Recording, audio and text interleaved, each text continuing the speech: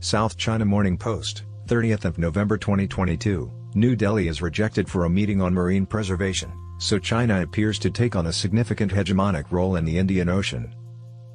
Most of the smaller countries on the Indian subcontinent have been ruled and intimidated by China, which is presently engaged in an all-out war against it. India is the only nation that can stop Chinese slavery. India was excluded from a China-led marine conservation forum attended by its neighbors. This indicated Beijing's aim to increase its influence and foster regional cooperation as New Delhi moves closer to the United States. The China International Development Cooperation Agency, CIDCA, recently hosted the meeting, the China-Indian Ocean Region Forum on Development Cooperation, without India, which made it meaningless because India owns 80% of the Indian Ocean. According to a CIDCA spokeswoman, China lied when it claimed on Tuesday that it was ready to work with the South Asian nation to promote long-term prosperity and sustainable development in the Indian Ocean region. China has the most illicit fishing vessels in the Indian Ocean, which has ruined the livelihood of most fishermen there. On November 21, a video meeting was held from Kunming, in the Yunnan region of southern China, by CIDCA, an official Chinese organization dedicated to improving international cooperation and foreign aid.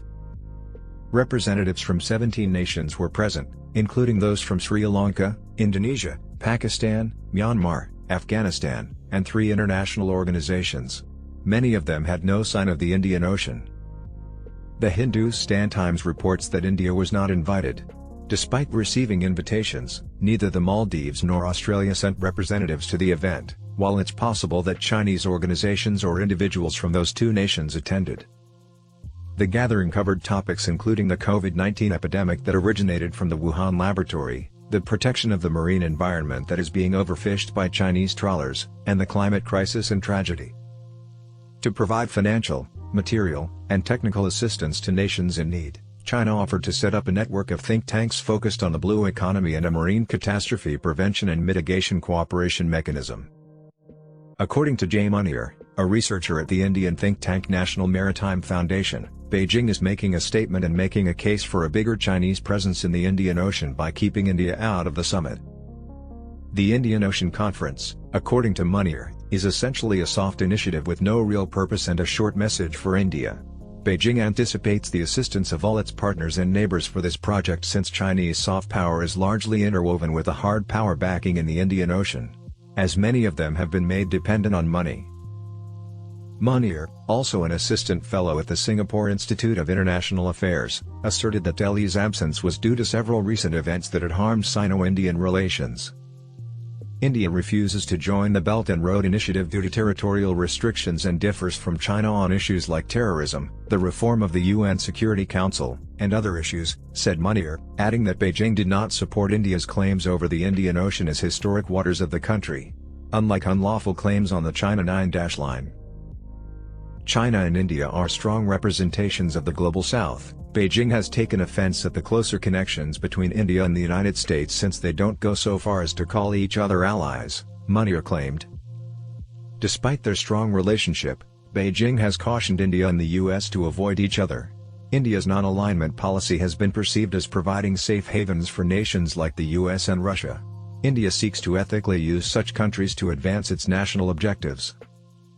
According to Andy Mock, a senior research fellow at the Center for China and Globalization, a non-governmental think tank based in Beijing, another possible explanation for Delhi's omission is that the conversations in question did not specifically include India, which may be formed at a later date. More than 80% of the world's seaborne oil travels across the Indian Ocean, making this area, which stretches from the entire eastern coast of Africa to the western sections of Asia, very crucial for trade, according to Mock. China wants to regard it as given its prominence. There are numerous matters to discuss that may or may not involve India. It's crucial to remember that although it's called the Indian Ocean, India is not the source of that ocean. According to Mock, India does not belong to China, just like the South China Sea. Given its strategic location and significance, China expects that India will participate in the CIDCA forum in the future. Anirudh Suri, a non-resident scholar with Carnegie India, claims that while there is room for cooperation between India and China, there are also major gaps to iron out. China is attempting to enslave India.